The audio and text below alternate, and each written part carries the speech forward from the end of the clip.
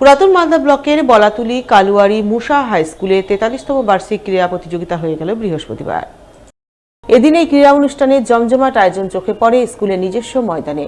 আমন্ত্রিত অতিথি হিসেবে উপস্থিত ছিলেন মালদা চক্রের অবর বিদ্যালয় পরিদর্শক ভরত ঘোষ, বলাতুলি কোতুয়ারি মুসা হাই স্কুলের প্রধান শিক্ষক আব্দুর রৌফ সহ অন্যান্যরা। তাদের উপস্থিতিতেই আদিবাসী নৃত্যানুষ্ঠানের মাধ্যমে শুরু হয় বার্ষিক ক্রীড়া প্রতিযোগিতা। প্রতিযোগিতাকে কেন্দ্র করে স্কুলের বিভিন্ন ক্লাসের ছাত্রছাত্রীরা নানান ইভেন্টে অংশগ্রহণ করে ময়দান মাতিয়ে তোলে।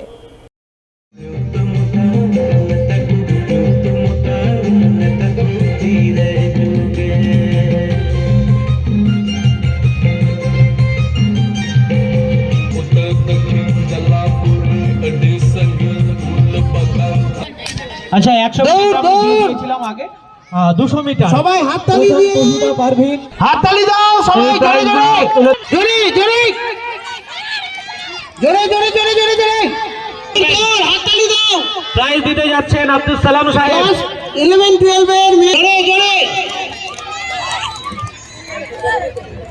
এইবার শুরু হবে ক্লাস 11 12 ছেলেদের 200 মিটার দৌড়।